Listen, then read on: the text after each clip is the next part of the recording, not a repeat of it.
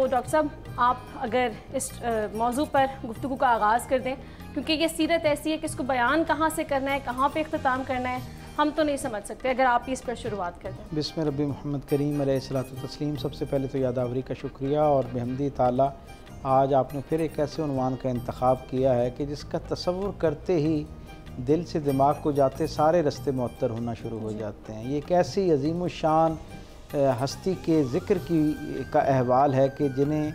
सरकार दो आलम सल्लल्लाहु अलैहि वसल्लम जो महबूब रब्बुल आलमीन हैं, उनकी महबूबा होने का शर्फ़ हासिल है। मेरे करीम आका सल्लल्लाहु अलैहि वसल्लम का आपके साथ ताल्लुक़, इल्तफ़ात, आपके साथ दिलजोई का मामला, शफ़क़त का, मोहब्बत का मामला, वफ़ादारी का मामला ऐसा बेमिसल और बेमिसाल है कि आप हज़रत खदीजतुल कुबरा की शख्सियत को जानने के लिए मैं समझता हूँ हज़रत आयशा सिद्दीक़ा रज़ियल्लाहु ताला अन्हा का वो बयान किया हुआ अहवाल सबसे बेहतरीन मुआविन और मददगार हो सकता है। आप फरमाती हैं कि मैंने रसूलुल्लाह सल्लल्लाहु अलैहि वसल्लम की कुर्ब में एक तवील ज़माना पाया और मेरा आलम ये है कि मैंने अपने रसूल सल्लल्लाहु अलैहि वसल्लम की ज़ुबान से जिस एक ख़ातून के सबसे ज़्यादा महासिन फ़ज़ाइल सुने हैं, वो हस्ती जो है वो हज़रत खदीजतुल कुबरा रज़ियल्लाहु ताला अन्हा की है। और आप फरमाती हैं कि मैंने हुजूर को जब भी उनका ज़िक्र करते हुए सुना, कभी उनको उनके इसमें ज़ाती से हुजूर नहीं पुकारते थे, बल्कि हुजूर उनका नाम लेने से पहले उन्हें मोहसिना इस्लाम कह के पुकारा करते थे। अब तसव्वुर कीजिए कि आज की बज़्म में एक ऐसी हस्ती के ज़िक्र से मुअत्तर है, आबाद है कि वो इस्लाम जो सारी कायनात के लिए अल्लाह की तरफ से एहसान बनकर आया है। अरबों के उस तंग मुआशरे के अंदर जहाँ औरत का ज़ाहिरी तौर पर कितना इस्तेहसाल होता हुआ नज़र आता है और औरतें अपनी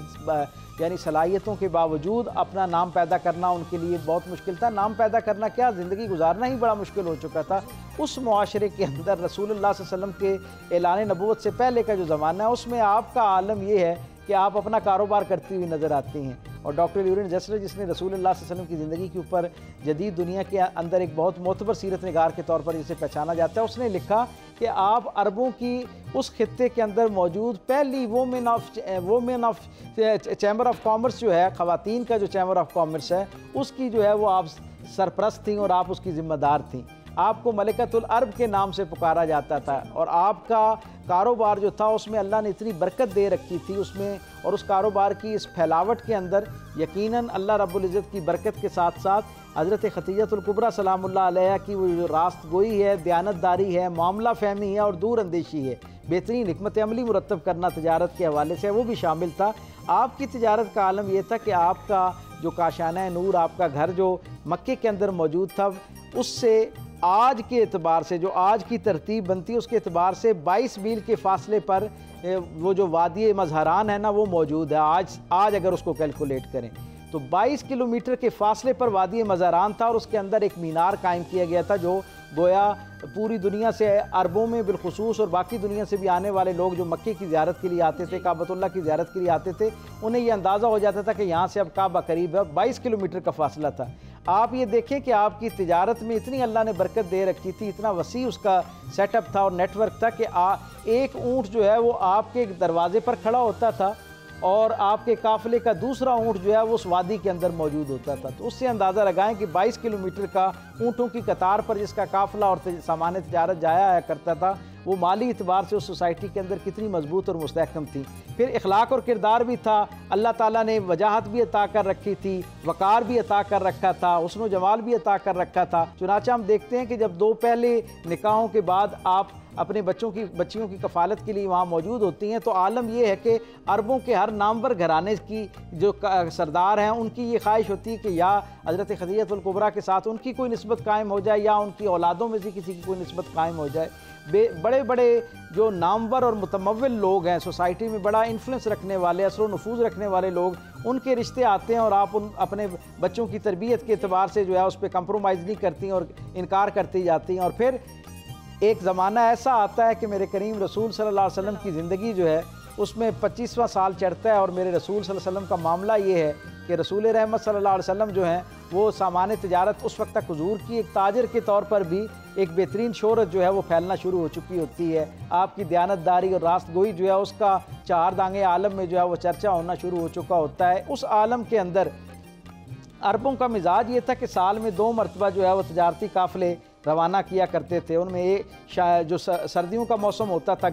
सर्दियों में जो है वो यमन की तरफ और गर्मियों के मौसम में शाम की तरफ जो है वो अपने तजारती काफ़िले भेजा करते थे। शाम के लिए तजारती काफ़िले का एहतमाम हो रहा था और अरब अपना अपना सामान तजारत जो है उसे इकट्ठा कर रहे थे। वो काफ़िलों की शक्ल में उस ज़माने में सफ़र होता था। तो ख़बर चली कि हज़रत खतीजतुल कुबरा जो हैं वो अपने सामान को ले जाना चाहती हैं। तो हज़रत अबू तालिब जो हैं उन्होंने सरकार दो आलम सल्लल्लाहु अलैहि वसल्लम के साथ मुशावरत फरमाई और कहा कि क्या ही अच्छा हो कि इस मरतबा हज़रत खतीजतुल कुबरा का जो माल है वो आप उसको ले जाएँ, उसकी ज़िम्मेदारी कबूल करें और साथ ले जाएँ। तारीख़ बताती है कि फिर हज़रत खतीजतुल कुबरा की तरफ से रसूलुल्लाह सल्लल्लाहु अलैहि वसल्लम को पेशकश होती है। और पेशकश क्या होती है कि अगर आप मेरा सामान तजारत ले जाएँ तो जो दुनिया बाकी लोगों के साथ मामला उर्फ़ में तय है अरबों के अंदर, वो नफ़ा दिया करते हैं माल बेचने के ऊपर, मैं उस नफ़े को दुगना करके आपको दूंगी अगर आप मेरा माल तजारत ले जाएँ। रसूलुल्लाह सल्लल्लाहु अलैहि वसल्लम माल तजारत ले जाते हैं, इसका अहवाल आगे तफसील से बयान करेंगे। जब आप वापस आते हैं तो तारीख़ बताती है कि 2 गुना उन्होंने कहा था और रसूलुल्लाह सल्लल्लाहु अलैहि वसल्लम जब वापस आते हैं तो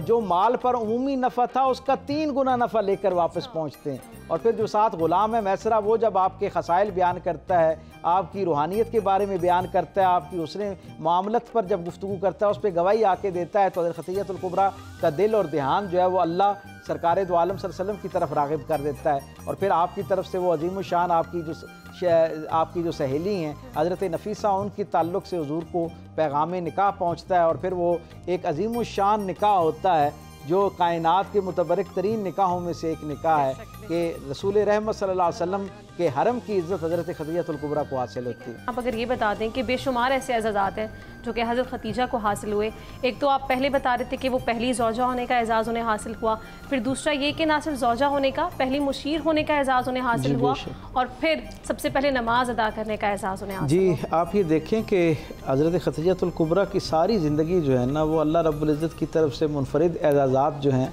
उनसे चमकती और दमकती हुई नज़र आती है। आप ये देखें कि अरबों के यहाँ जो है ये किसी दर्जे पे भी मायूब नहीं तस्वुर किया जाता था, लेकिन रसूलुल्लाह सल्लल्लाहु अलैहि वसल्लम को हज़रत खतीजतुल कुबरा के साथ ऐसी आला दर्जे की मोहब्बत थी और आपकी दिलजोई इस आला दर्जे पे मकसूद थी कि 25 बरस की रफ़ाकत के दौरान रसूल रहमत सल्लल्लाहु अलैहि वसल्लम ने किसी और ख़ातून के साथ निकाह नहीं किया। गोया वो जो हुजूर के हरम का हिस्सा होने की मुनफरिद इज़्ज़त थी, जब तक आप ज़िंदा रहीं आखिरी सांस तक वो आपकी इनफरादियत कायम रही। फिर आपकी ज़िंदगी के अगले मंजरनामे में हमें पता चलता है कि अल्लाह के रसूल सल्लल्लाहु अलैहि वसल्लम पर जब अल्लाह ने अपनी वही को इल्का फरमाया और गारे हिरा से हुजूर अपने घर की तरफ तशरीफ़ लाते हैं, तो गोया पैगाम तो अल्लाह की सारी मखलूक़ात बल्कि सारे आलमीन के लिए था, वो रहमत का पैगाम जो अल्लाह ने हुजूर के कल्ब अतर पर नाजिल किया। लेकिन क्या इज़्ज़त है हज़रत खतीजतुल कुबरा की, क्या अज़मत और रिफ़त है कि उस कलाम की पहली सामने जो हैं, उस कलाम को पहला सुनने वाली, उसे पहला वसूल करने वाली हस्ती जो है वो भी हज़रत खतीजतुल कुबरा की हस्ती है।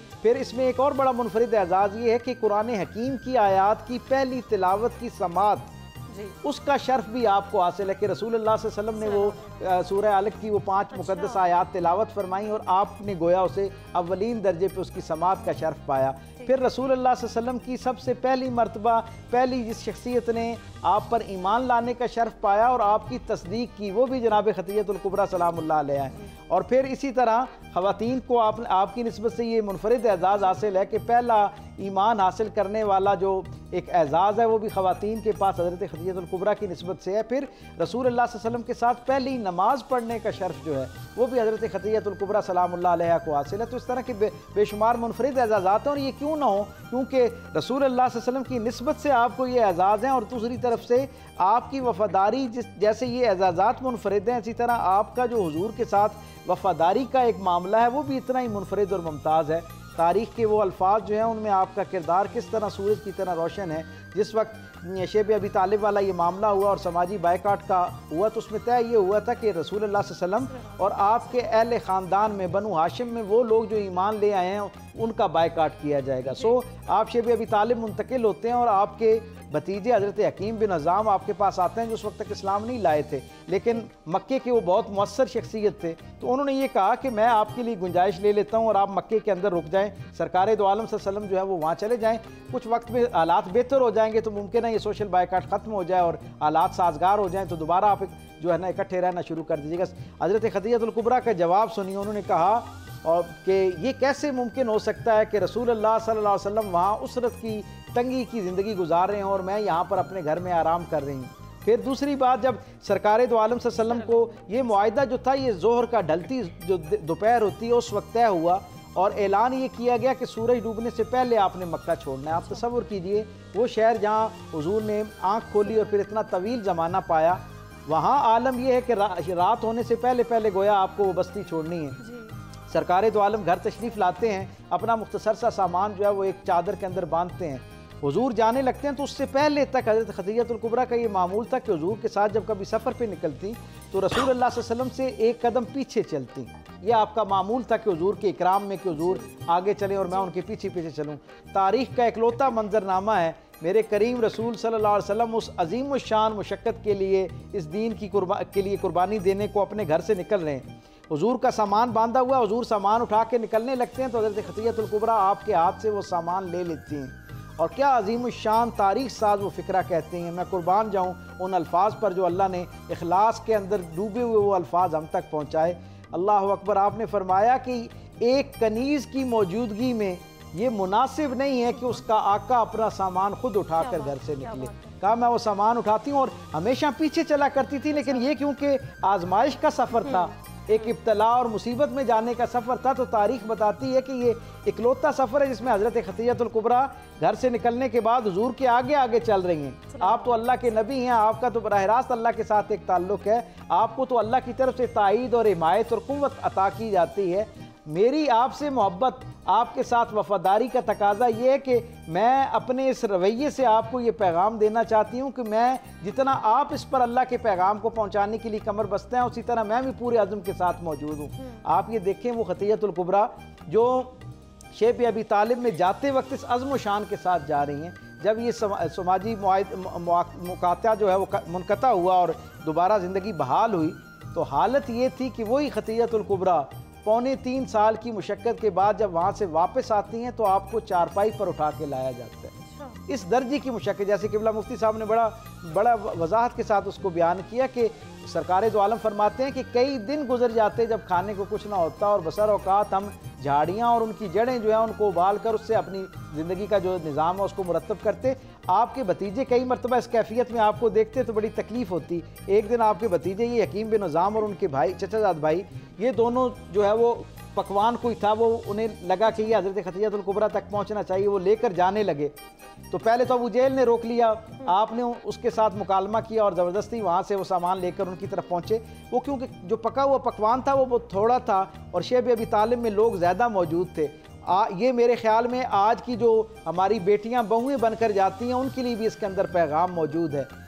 हज़रत खदीजतुल कुबरा के भतीजे जो हैं वो उनके लिए खाना पका कर लाते हैं और कहते हैं कि आपने कई महीने गुजर गए अच्छा खाना नहीं खाया, तो ये आपके लिए ख़ास तौर पर है। जब आपने उस बर्तन को उठाया और उसके अंदर पकवान देखा ना, तो ज़ाहिर मिक़दार में थोड़ा था। आपने शेब अबी तालिब की तरफ निगाह की और वहाँ पर हुजूर के खानवादे के, यानी दूसरे लफ्ज़ों में आपके ससुराल के लोग मौजूद थे, तो आपने उस बर्तन को दोबारा ऊपर से ढाँप दिया और ये कहते हुए मुस्कुरा के दोबारा शेब अबी तालिब में तशरीफ़ ले गई कि क्योंकि ये खाना मेरे साथ जो मेरे अहले ख़ानदान हैं उनके लिए नाकाफ़ी है, इसलिए मैं इसको जो है इसमें से कोई चीज़ अपनी ज़ात के लिए लेना मुनासिब नहीं समझती। आपके भतीजों ने इसरार किया, लेकिन आपने उसमें से जिसे कहते हैं ना चखना तक गवारा इसलिए नहीं किया कि मेरे जो अहले ख़ानदान हैं, जो मेरे अहले ससुराल हैं, उनके लिए क्योंकि इसमें खाना नाकाफ़ी है, इसलिए जब उन्होंने नहीं खाना तो फिर मैंने भी नहीं खाना, इसको वापस ले जाए। तो हज़रत खदीजतुल कुबरा की तो पूरी ज़िंदगी ख़वातीन के लिए एक मशअल राह है और उससे जितना नूर कशीद किया जाए इतना कम है। ठीक है, बिल्कुल आपने दुरुस्त फरमाया डॉक्टर साहब।